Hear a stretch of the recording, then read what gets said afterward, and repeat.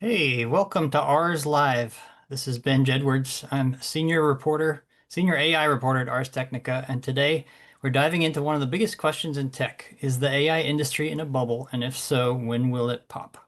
And joining me is Ed Zitron, who I didn't even ask if that's how you pronounce your last name. That you nailed it. Don't worry. Okay. It's fantastic. Host of the Better Offline podcast and CEO of the media relations firm EZPR.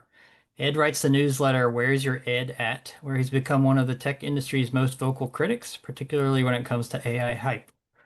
And over the past few years, Ed has argued the generative AI market is, in his words, a $50 billion revenue industry masquerading as a $1 trillion one.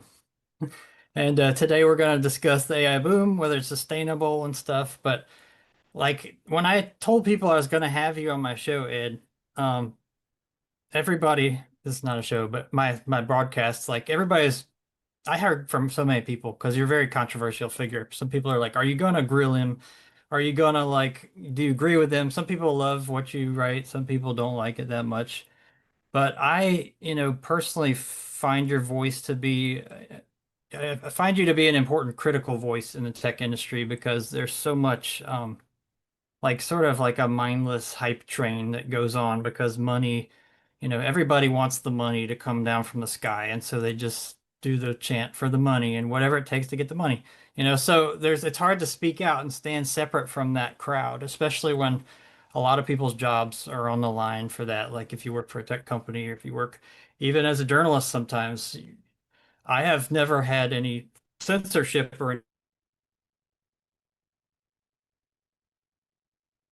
anything myself, but there's always so I really appreciate your ability to speak out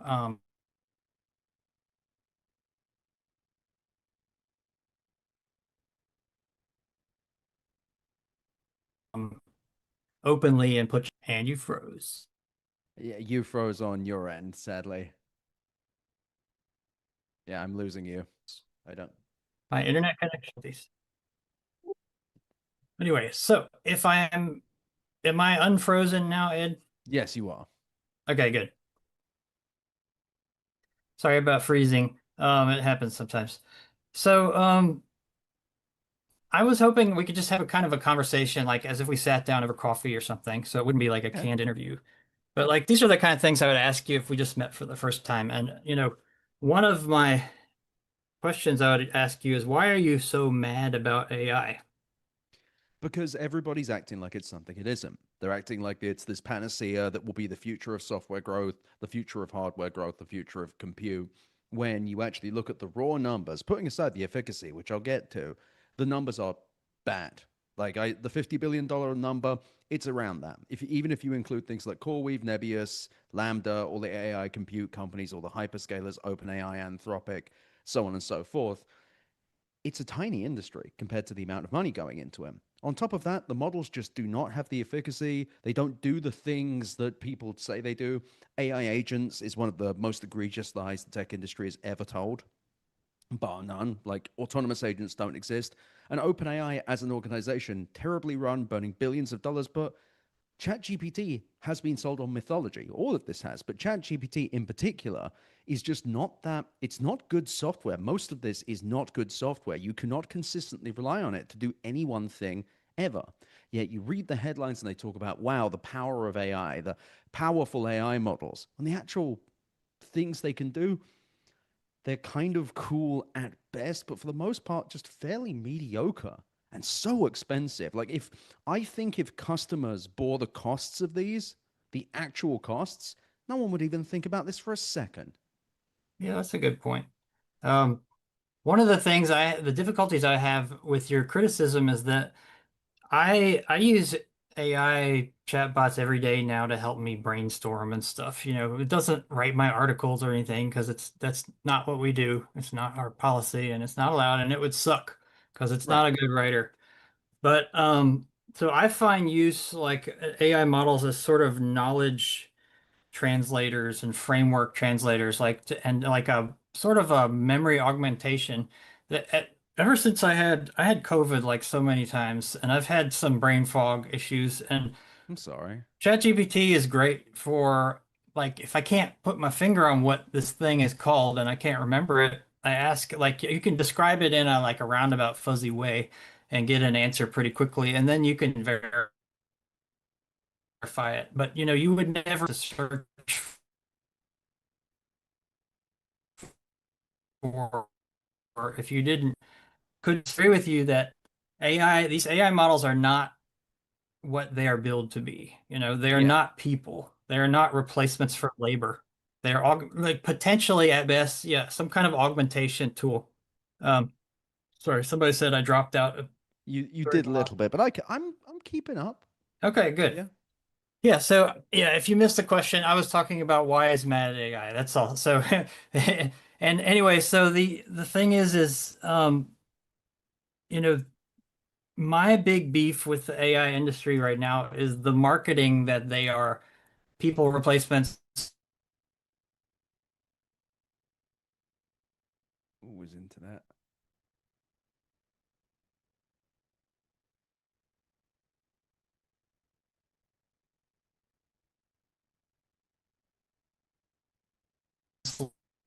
Labor.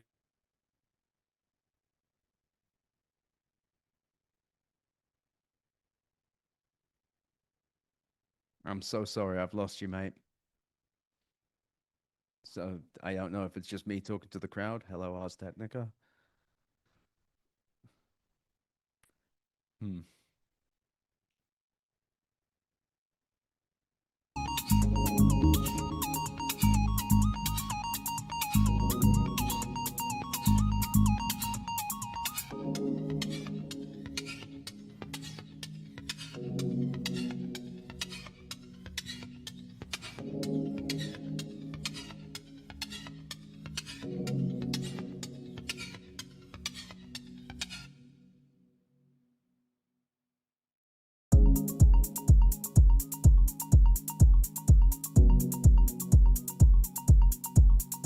Ed, give me a holler when I'm up, or say that I you're have no bringing a idea. better editor up to talk to stuff.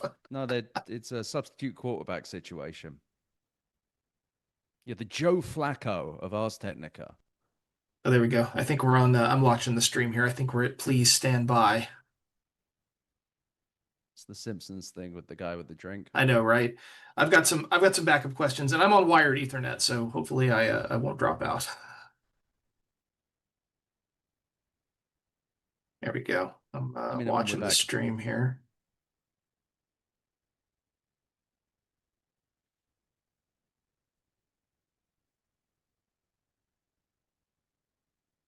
Okay. Am I up?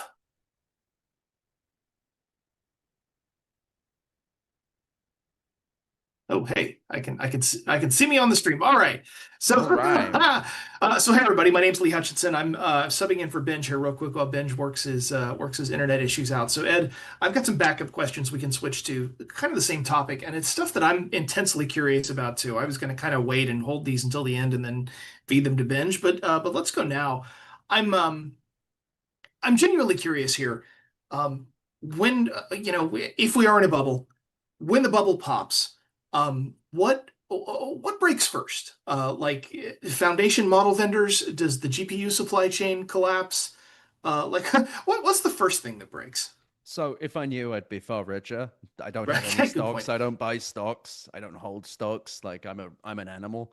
But it's going to be one of a few things. It could be this Oracle news that came out today that they lost $100 million in 3 months with the installation of Blackwell GPUs. We don't know exactly what that means, and indeed we may never know, but it definitely means that Blackwell GPUs, the new Nvidia ones, are definitely worse margin wise because they're extremely power hungry and expensive to run and all of that good stuff. It's more than likely going to be a succession of bad news pieces, little pokes at the bubble themselves. It'll be an AI startup failing. I mean, Perplexity last year spent 164% of their revenue on AWS, Anthropic, and OpenAI. Could be AnySphere, who makes Cursor. Could be, I don't know, Cognition's always a good choice. They suck. Horrible 997, was it 997 culture there, but regardless, it could be an AI startup. I think the foundation models are actually the last ones to go, but I think something with CoreWeave could break. The thing about this is AI is sold on myth. It's not sold on revenue because the revenues are complete crap. Everyone's losing money. Even Oracle is clearly losing money on selling GPU access. Everyone's losing money. Everyone hates doing this. Everyone's miserable doing this. Even the foundation model companies are kind of tired of it. So it's going to be a succession of bad news until just the market freaks out. Now, the real things to look at are you've got Microsoft's earnings on October 27th. At any point, one of the hyperscalers could just say, we're going to reduce CapEx on AI and be very definitive about that. That will freak out the market. It could be something around the AMD OpenAI deal, which is one of the most stupid things I've heard in my goddamn life. Made me so annoyed when I read about it that I couldn't get back to sleep. 7 a.m, terrible sleep that day. But fundamentally, it's not going to be like one Bear Stearns moment. It's going to be a succession of events until the markets freak out. And that will be when there is a capital crunch on startups. The AI startups will just not be able to raise, and they have to raise because all of them have terrible margins. They're all negative, like all losing money. It's going to be when the money starts running out or the doors close, leading to the money. And the reason I can't give a compelling one answer is we're in Looney Tunes land. The AMD deal is the stupidest goddamn thing I have seen. I think Pets.com was smarter. I think Webvan was smarter. I think the goddamn metaverse was smarter than the AMD deal. I actually think Lisa Su was doing a clever one, though, because the first tranche of that 10% of stock is based on OpenAI building a gigawatt of data centers next year. It takes about 2.5 years per gigawatt. So no ground has been broken. Imagine if we had a financial and tech press that could say things like, hey, where are those data centers getting big? They'll work it out. The American frontier will simply absorb that space to build more data centers, which pop up overnight. So yeah, not a particularly satisfying answer, but those are the bits I'm looking out for. I think we've got Benj back, but before I switch back to him, I really would like to ask one more thing. I had kind of my list of backup questions, and now that we're talking, I actually am intensely curious about this next one. Um, and I don't need an exact dollar amount here, so don't like feel compelled like I need a dollar amount, but like where does the monthly average revenue per user kind of break for a productivity Copilot style assistant to be worth it to provide on the back end for the back end providers to actually, make it as a profitable product? Like, does this $30 a month price point that we're being hit with now, is that like even remotely close to like a real price point? No. So the problem is, and there's a company called Augment Code. I'm not sure if you heard of them. That's a great example. The problem is basically token-based models, AI models do not append to monthly subscription costs, which is crazy. But there is this company called Augment Code. I believe it's an IDE, so a coding environment. And they had one guy who is costing them $15,000 a month.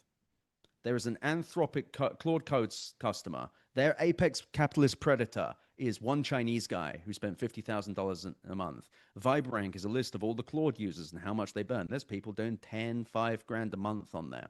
The problem is that you can't actually do cost control on models. You just can't do it. Sora, you can sit there and it will tell you 9 times out of 10, no, this breaks our copyright. No, sorry, not copyright. This breaks our protection mechanisms. Then it will run one prompt. It will accept one prompt. The same one. You just brute force it. These models cannot, and it's not that they're so powerful they can't be controlled.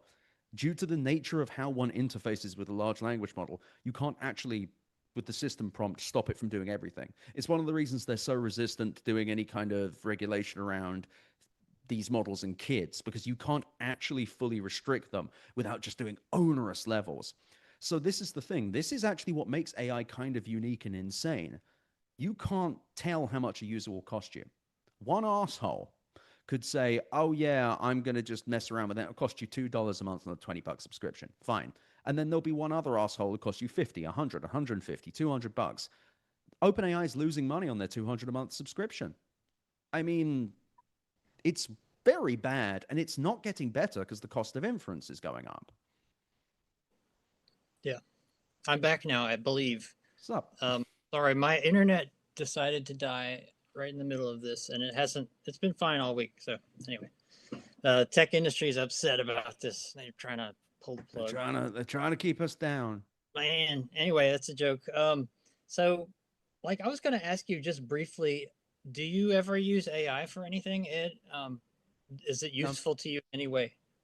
I've played around with it. Just to be clear, I've had silly people suggest that I don't talk to people in the industry and don't use it. I've used it. I've tried. I'm unimpressed. I don't, I, if I need to brainstorm, I'll think about it or talk to a friend. Your example around brain fog, I'm sorry you're going through that. I have friends who have had long COVID. I understand how that might be helpful. That's cool. I'm glad that that helps you in that way. It's not a $1 trillion use case, but it's a use. I personally have I can't code, but I've messed around with Claude Code a bit and talked numerous times, many times over to people like Nick Suresh, who's a great guy. Who wrote "I Will Pile Drive You if you mention AI again." Colt Voji, Carl Brown. Like I talk with people who really know this stuff, so that I have a fundamental understanding of what's going on. I mean, I have tried things like, hey, make a PowerPoint presentation just to see, and it never does it right. It never does it. The one thing it's meant to do is generate stuff. And it doesn't generate. Sora 2 I've played with. What an ugly piece of crap. What a horrible product. Horrible interface, inconsistent product. Based on Azure pricing, it's $5 a generation. And that's what the old Sora model costs. And they're 100% losing more than that. And that's the thing, I've tried, because I mean, whatever it would be, if I liked it somehow, it would be actually a more interesting story, because I'd be talking about something I liked that was also onerously expensive, because I'd criticize it on that level. But it doesn't even do that. And it's actually one of my core frustrations. It's like this massive overpromise thing. And I'm an early adopter guy. I will buy early crap all the time. I bought an Apple Vision Pro. Like, what more do you say there? I'm ready to accept issues, but AI is all issues. It's all filler, no killer. It's very strange. Yeah, I agree. I agree that there's a giant disconnect between the promise and the delivery of the product of generative AI models right now.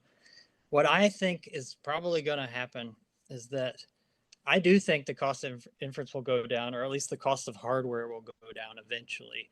And there'll be commodities like that will generate stuff. And, then, I mean, there is no $1 trillion use case at the current cost, but I believe that at a cheap cost, when AI is integrated into operating systems and runs on everybody's PC locally, it'll be just a thing that people Well, use. man, I appreciate that point, but first of all, the costs are going up, like unilaterally across the board, even with ASICs.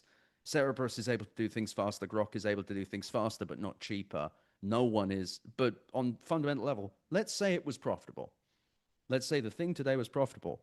Do you really think integrating it on an operating system level would be that useful? Because it can't do distinct commands. Large language models are terrible at definitive things. Like deterministic rules with these things are really rough. I would buy the idea that this will eventually run local. I 100% believe that in the future, at some point, they will have very expensive coding LLM machines. You've already, what was it, the DGX Spark or whatever, that Nvidia, the $3,000 machine? You'll have versions like that. I think that that's realistic, but cost isn't coming down. It's going up, which is crazy as well, because it's meant to go down over time. That's generally how the tech industry is meant to work, right? I think it will eventually work that way. I think we're in a curve of like this massive demand for something that is not being met, and they are throwing a lot of GPUs at it, and it's not getting efficient fast enough to meet that. I think I'm talking years here. It'll be cheaper. Right It's also now, not it is. getting more efficient. Well, I think that, chips always get more efficient. It's like the history of technology. There was a time when, a computer, the Air Force built these like 4-story buildings in the 50s that had a computer that would do 75,000 operations per second. It used 2 megawatts of power. And now we've got millions of times more power in a tiny phone in our pocket. And I think that will tend to continue over time. Now, Yes, whether the but AI models that will be doesn't useful, you know, that but my I freezing. mean, you're frozen, but I can hear you and you're talking. That Okay, good. point refers to something like that doesn't mean that it's getting more efficient. Like the whole thing is that this is not necessarily just a hardware problem. It's also a software problem, but it's also the fundamental underlying technology of these models. Inference is not cost controllable. And he's gone. Bugger. That was a good point. No. Sorry, everyone. My points are too angry, and I'm making a disconnect.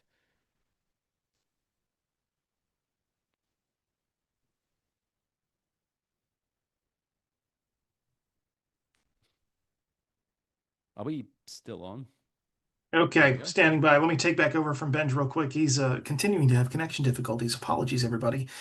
Um, Ed, I'd like to, with since I don't have Benj's questions in front of me, but I do have like an awesome standby list here. I wanted to ask a little bit about your argument in "There is no AI revolution" about this all being a cynical con. I mean, cynicism is a hard word, right? I mean, is there cynicism in the entire stance that the industry has taken right now? Because Yes, we see this all couched in such like positive terms. it is cynical because they're lying. Like because Sam Altman and Dario Wario Amadei are going out there just being like, this will replace all coders. This is going to be the most powerful assistant of all time. This will be, this will be, this will be. As they know, as they look at the models themselves, as they have the totality of knowledge about them, and they know, because you know this if you look at them remotely, that they cannot do that. That the whole idea of an assistant is consistency. We don't hire an assistant so that they can diddle around on Google Calendar. We hire them because we know they're going to get it right. We know they're going to understand our worlds, but also our nuances, the context of who we are, where we are, what we're doing. An assistant cannot do that based on data. And also, a large language model is bad at deterministic functions. You can't rely on it. It is cynical to do this. And it's especially cynical for Sam Altman to be promising Oracle $300 billion, to promise Nvidia they'll build 10 gigawatts of data centers. Abilene, Texas does not have the power to power Stargate. The power is not there. Yet they are flying reporters out to Abilene, Texas, middle of Bumble. I was about to say a word I can't say on the line. Thank you. But yeah, Appreciate they it. are self-censored there. But they're flying people out there to go, wow, look at this dirt when the power isn't there. It is cynical. It's cynical because they are willfully misleading people. This isn't people going around saying, yeah, it's expensive, but it's experimental cloud software. We need these GPUs. They're really expensive. So maybe we don't get a lot of them. We need to focus ourselves. No, it's worse than that. It's like watching a bunch of rich kids swan around claiming they're living their lives as they pop from five-star hotel to five-star hotel, setting fire to the furniture every time they stop and telling us that this is the future of heat. It's a disgrace, and it is cynical because I'm sure that there are tons of LLM people out there who are like, oh, I find this as an interesting tech. Like Benj himself was even like, he has no illusions about what this can do. He's very clear about the use cases. That is not how this is being sold. That's not how this is being raised. That's not how the financial media is framing it. And it's certainly not leading anyone to do the depth of financial analysis they need to do on a day-to-day basis at many of these large outlets. And it's frustrating because in the end, the people that will get hurt are retail investors, regular people, and people's 401ks, people's retirements are going to get savaged by this. Right now, they're doing great. And because they're doing great now, everyone's saying nothing bad ever happens to us. Nothing bad ever happens. Let Bad me things let me happen change all the tax a time. little bit. I Sure. because I appreciate what you're saying. And I don't think you're wrong. And apologies to the chat. I'm hearing that my mic is a little loud. I didn't have time to pre-tune. I didn't think I was going to be on here. So if I'm loud, I'm so sorry. Um, but I wanted to ask, sort of, this is more of maybe a more positive question. Is there anyone out there any of these AI companies so far, who have nailed sustainable paid data licensing and done it in a way that responsible and that compensates creators appropriately? I mean, is that even possible under the current model? I don't believe so. Um, I believe I don't even remember the name. There is one profitable AI company I can think of, and that is a gadget company that I can't remember the name of, that was maybe in Bloomberg or the Times, and they don't actually use models much. They feed user data into a model and summarize. It's not really an AI company at that point. It's just a hardware company with cloud software. The whole licensing thing is no one wants to be nice about that because the moment you start being nice, you give people precedent to start suing other people. So someone should really do it. But it's already too late to do this. There is no avoiding, I believe, at this point, the theft of the common crawl, which is the base that everyone seems to train on. And the moment they start having to hand out money for this, as Anthropic is seeing, that's when it gets really expensive. The answer would have been, by the way, to not do this, but we've already done it. This is really interesting. I don't want to take time up here, and I see Benj is back, so I'll drop off here in just a second. But my first job out of college was at back in the 2000s, was at a startup, and they've since folded. The startup was called Questia, and their product was they were going to have an academic research library available online with built-in like bibliography building tools where you could highlight passages and it would build your works cited list for you. And they were going to sell essentially as a subscription service to university students, so they could help them write research papers. To acquire that library, to actually get the books in, they had like a 200-person copyright research department, and that's all they did. They researched copyrights on books, they contacted authors, they arranged licensing. This is the company tried to do it the right way, to actually approach individual rights holders of orphaned work or of older works, in some cases orphaned works, try to track down who had them, and to negotiate for the usage rights, and then to acquire a physical copy of the book and to digitize it like on site with that physical copy. And doing it that way, while that was the right thing to do and it properly compensated everybody, it was expensive as hell and it was massively time consuming. And not just time consuming, I know, like, it took like a huge amount of physical resources to do. Um, as someone who is paid, from the sale of copyrighted works, I work at Ars Technica, I write stuff for a living. I see both sides of this. Like you want the tools, you want the neat stuff, but like working through the system is ludicrously complicated. Yeah, and I want $7 billion, but if I start robbing banks, they're going to arrest me. Like, Me too, if right? I want to, I would love to, I would love all sorts of things. There's all sorts of crap that I want, but it's like, yeah, it's expensive. That's because you're taking everyone's stuff. Like, it isn't particularly nuanced here. They have no interest in doing that, and they're seeing how far they can get. And everyone has kind of agreed to do the same crappy thing. Yeah, it's a problem. I'm back. Sorry, this has He's been back. not my day, but anyway, so I missed what you're talking about. But we can pick up with maybe a question about the bubble, since I could talk to you all day about all kinds of other things, but Okay. like to you, let's define the scope of the bubble since we don't have a ton of time. And by the way, we're going to take questions at the very end. I was supposed to tell you that earlier and I apologize. But so what is the AI bubble to you? Can you just help me define it, what we are seeing going on? So there used to only be one, but now it's two. Before the before the neo cloud era, the CoreWeaves, the Nebiuses of the world, where they were just selling AI compute, the big bubble was the foundation model companies, the OpenAIs of the world, and indeed the resulting startups. Now that Nvidia must continue growing forever, it is now maybe two or three. It is the AI startups, so the OpenAIs and the connected bits, and then the contagion of AI compute.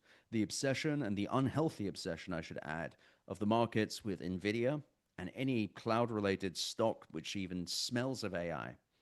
And it wasn't as bad, but now that the market has become so addicted to Nvidia and the numbers are so high and so stupid, now it is a massive bubble of over promises. People trusting Sam Altman, a mistake that too many people are making and that everyone will regret one day, I'm sure of it.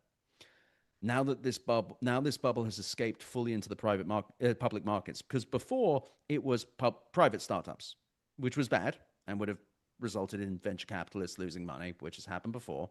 Though I must add, this is nothing like previous bubbles. There are comparison points, but it's not the same thing. History is new. But now that it has got to the point where you see AMD and Oracle getting boosts off of OpenAI saying, I will give you $1 bazillion in 2 weeks, and everyone goes, wow, arf, arf, arf, this is amazing. That's the real thing. That's where the risk has escaped. But really, the third one is also private credit.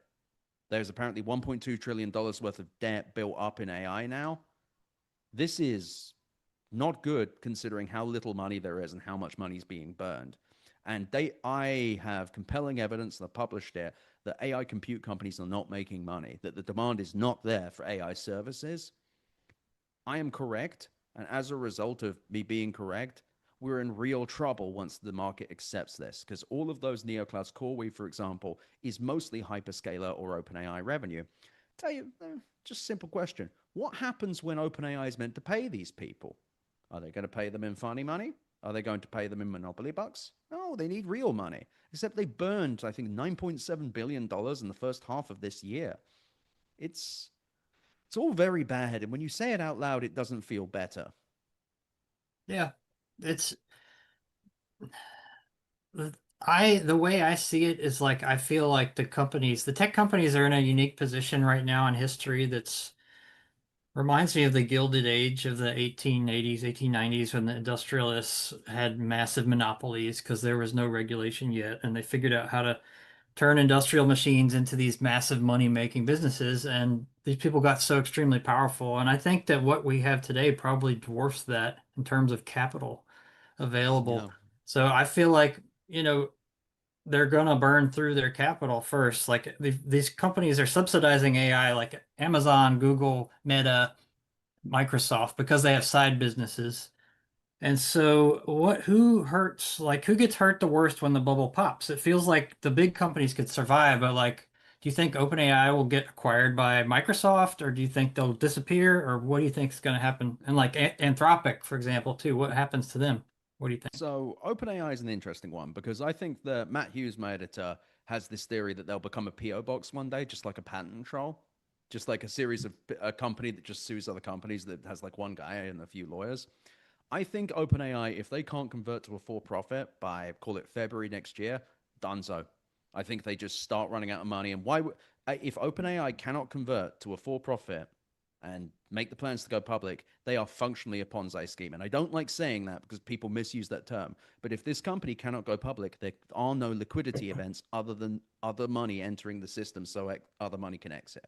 Now, if they convert, at some point, OpenAI is going to have a cash call. At some point, they're going to have to give Oracle some of that $300 billion. They're going to have to build that data center.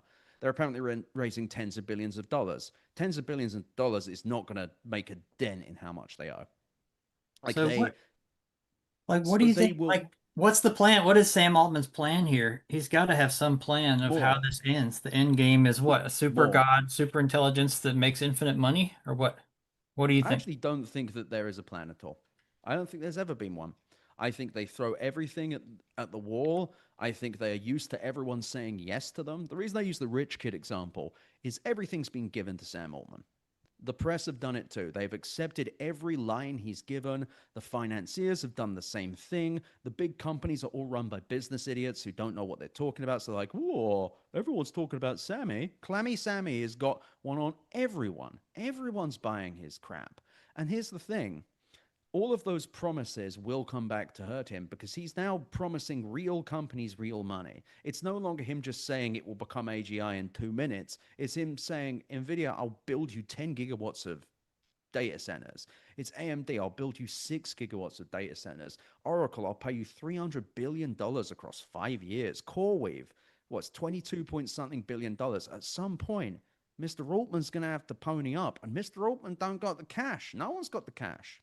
So Altman is an operator. He is a guy who's good at getting yeses. He has no vision. Look at anything OpenAI has done in the last few months, even the last 3 weeks.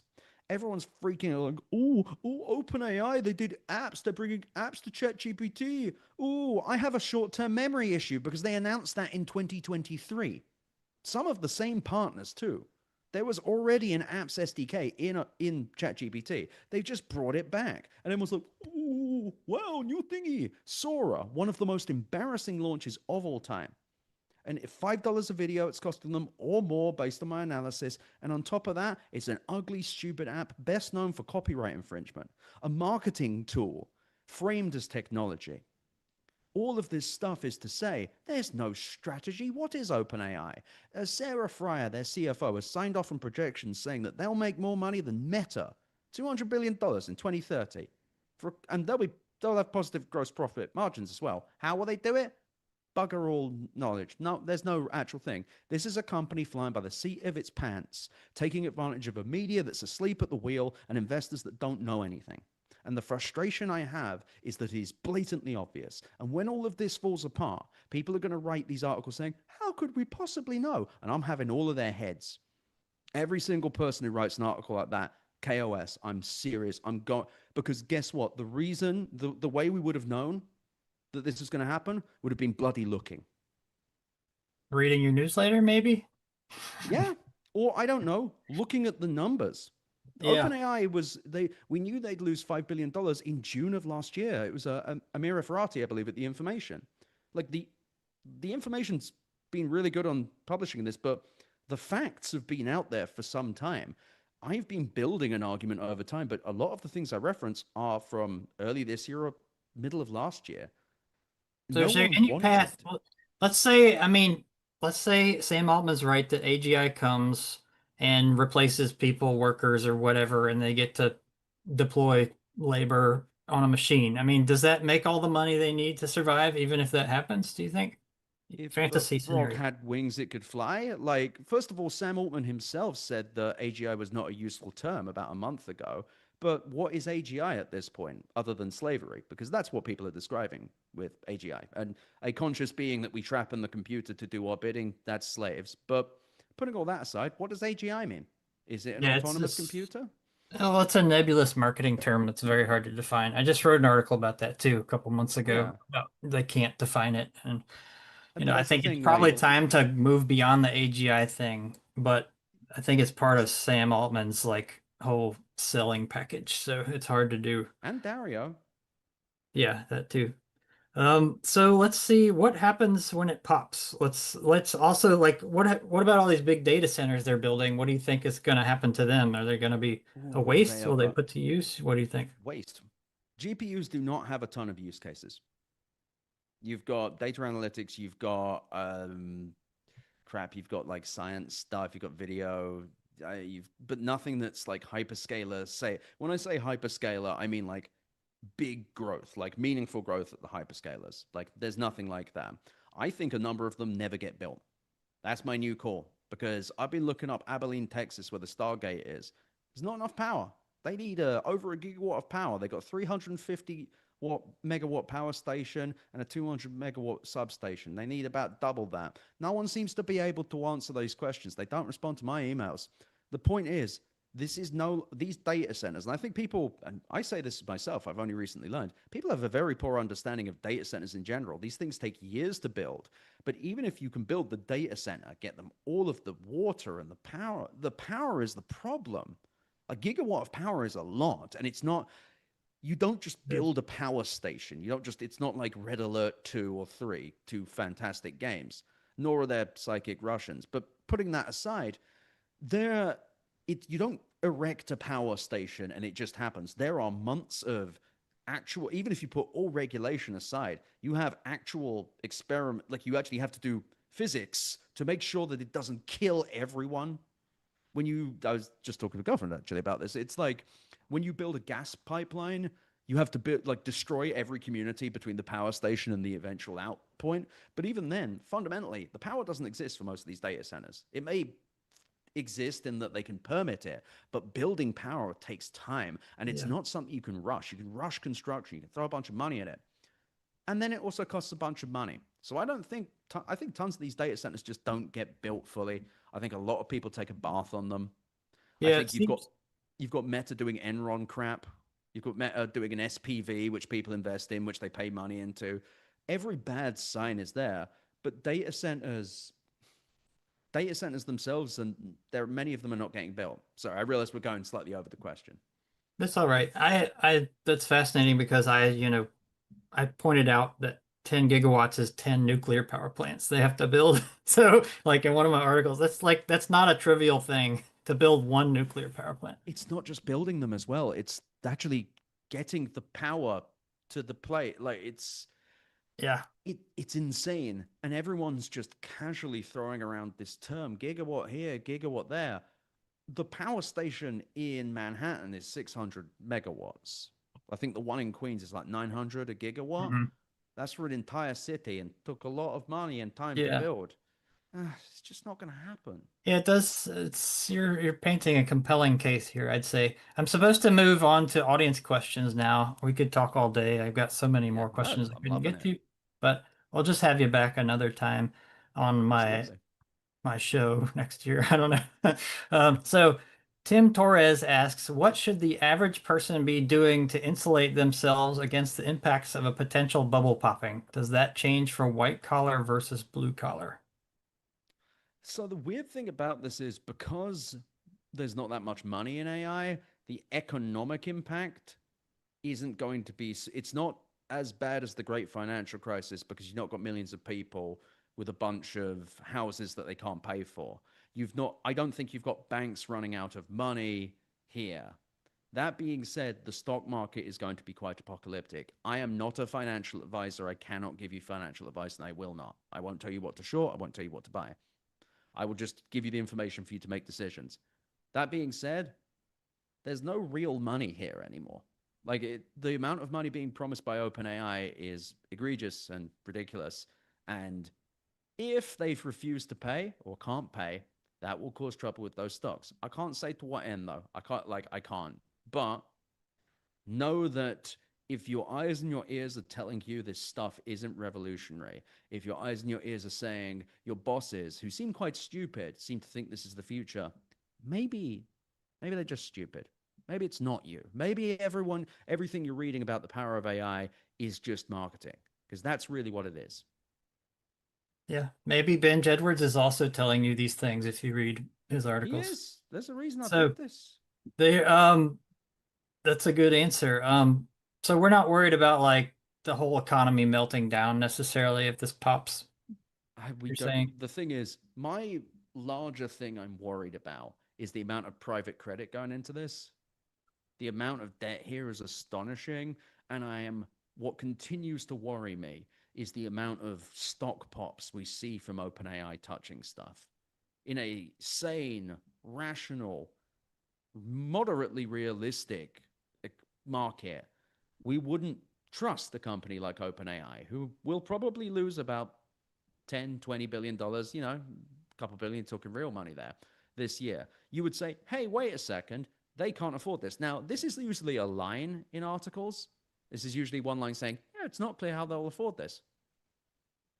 Buddy, like the financial and tech press, they need to nut up here and just say, hey, they cannot afford this. Not they don't, we don't know how. Not we're not sure. They cannot.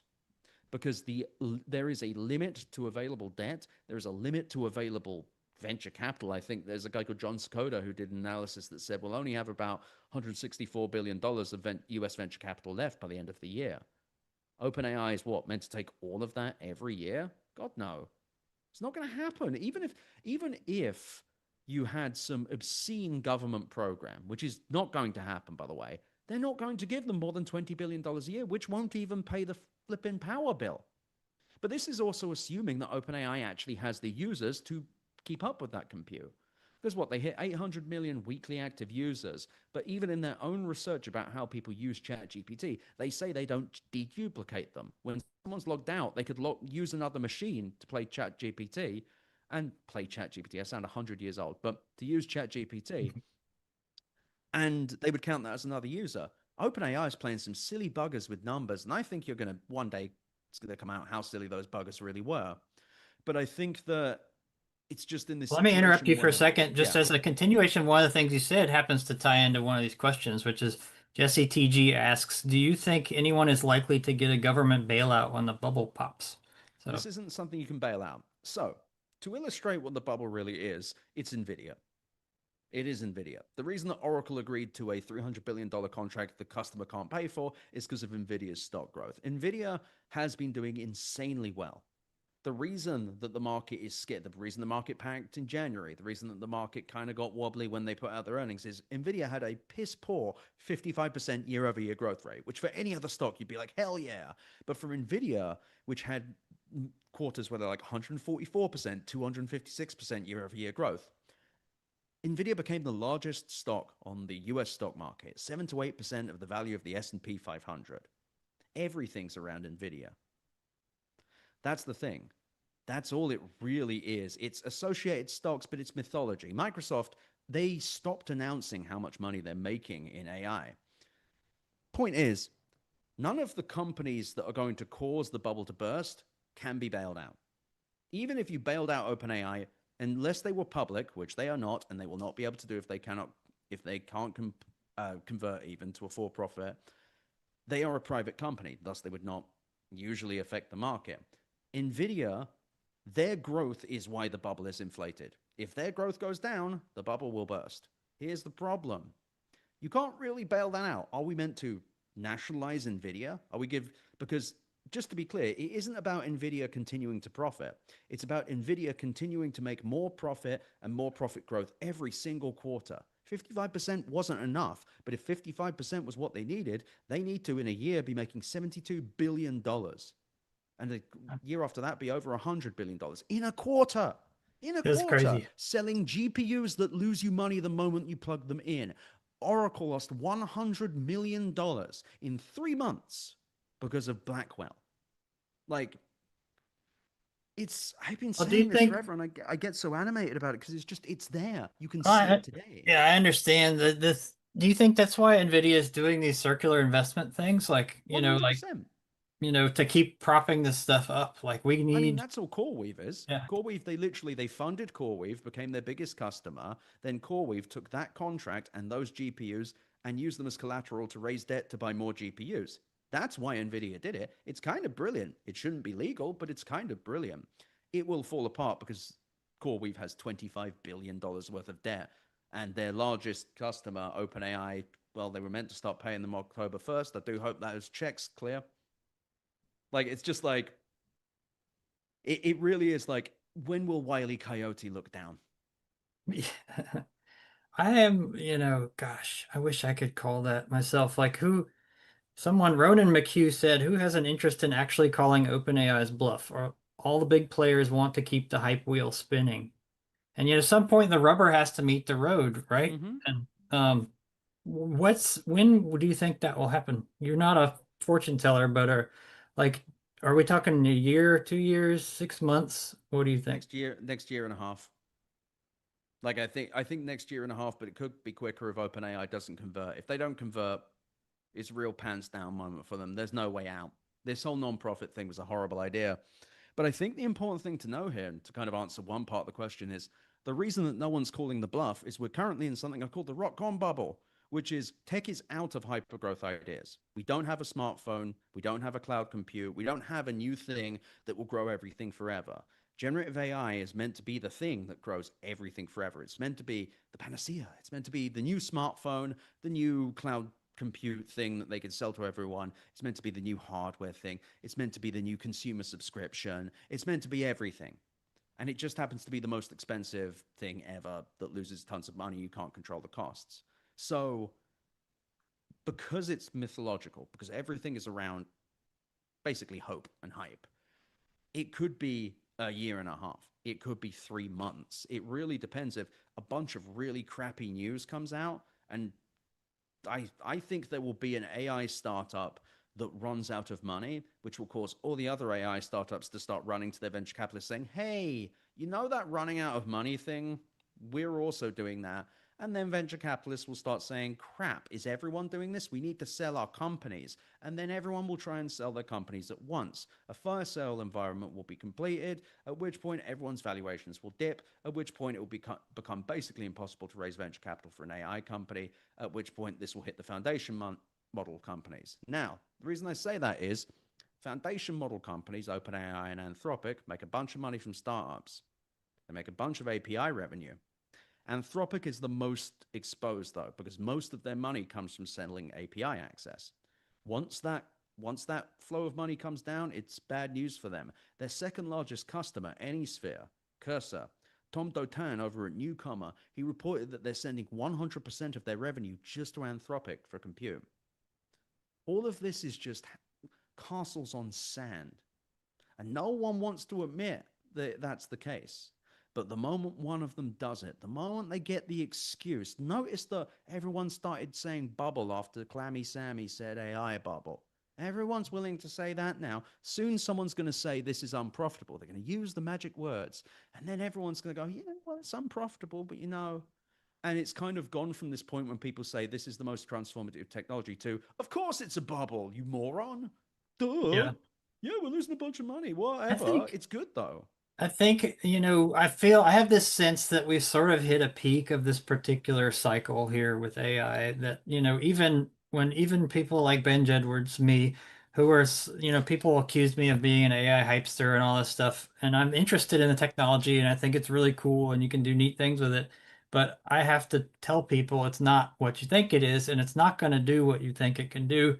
And the fact that I'm comfortable saying that out loud means I think the sort of environment, people are ready to hear that and accept it. People like Sam Altman are accepting there's a bubble. I heard Jeff Oh, Bezos say there's a bubble. but they're Um, saying it in this way that's like, oh, it's a bubble for other people, but not for me, which is the classic scam artist thing. That's the number one, like, con man cult leader thing. It's like, yeah, it's a problem, but not for me. I've got a system. yeah, I And think they I live also in Las think that there's Vegas. there's going to be a bubble, a burst, and then some sort of fallout, like some kind of long tail benefits that, continue into the future that aren't of the same scale or magnitude, possibly. No, I Um, think there's depression coming. I think once the markets work out that tech doesn't grow forever, they're gonna flush the toilet aggressively on Silicon Valley. It's a bad scene, and it didn't have to happen. Hmm. Is there anything that would falsify your premise of this bubble and crash happening? Like, is there anything that could actually happen that would not make the bubble happen? Like what, like what would the technology need to be to like, I kind of asked you this a little bit earlier, but yeah. So what do you think? Like, what if you're wrong? Like, I know you don't think you're wrong, but other people do. So why do This they is think they're why right and you think I've been answering what if you're wrong for a year and a half to 2 years. So I'm not bothered by that question. Mhm. So the thing that would have to prove me right would have already needed to happen. It wasn't the point of no return was the Oracle deal. By signing that deal, they put themselves in a position where they cannot win. That deal was an insane move built to buoy both OpenAI and Oracle. It was honestly, I don't know how it is legal to sign an agreement. I assume it is because they filed things with the SEC. Fine, but I don't know how that's legal. It's insane. The reason I say that is for this to have gone right, for it to right itself, they would have had to find a way to make honestly just inference profitable. Now, you may say, well, Sam Altman has said we're almost profitable in inference, we're almost profitable in API. Sam Altman said a lot of crap. Sam Altman yaps himself silly. He's like an old woman at a hairdresser. He just says whatever he feels like.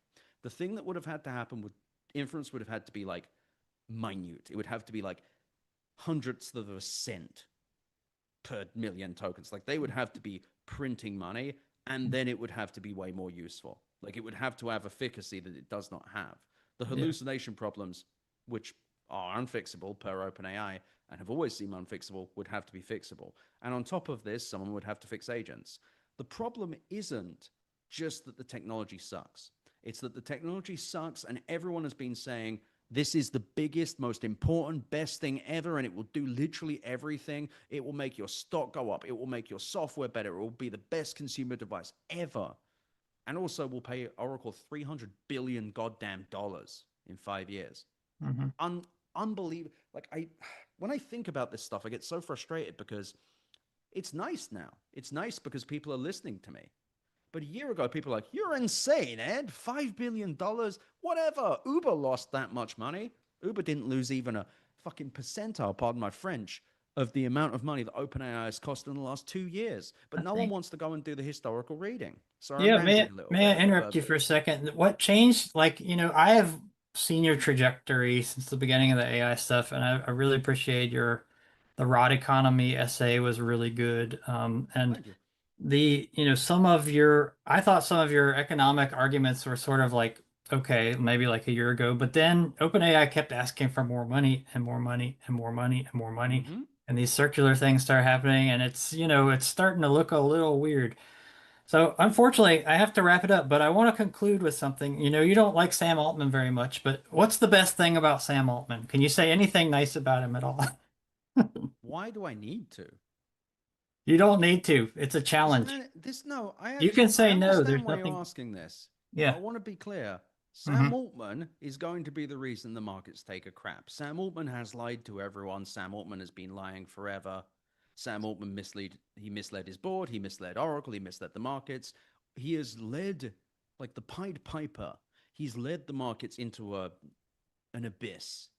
And yes, people should have known better. But I hope at the end of this, Sam Altman is seen for what he is, which is a con artist, and a very successful one that has proven that we are overseeing our markets, parts of our media, and definitely large parts of government throughout the world, by the way. Lots of people have been taken by this. How many business idiots control things? Sam Altman, you know what? I'll say something nice about him. He's really good at making people say yes. There you go. That's something. Anyway, thank you so much for your My time, pleasure. and Thank you for having me. you've been awesome, and I appreciate it. We'll talk again in the future. Thank you. Looking forward to it. Bye bye.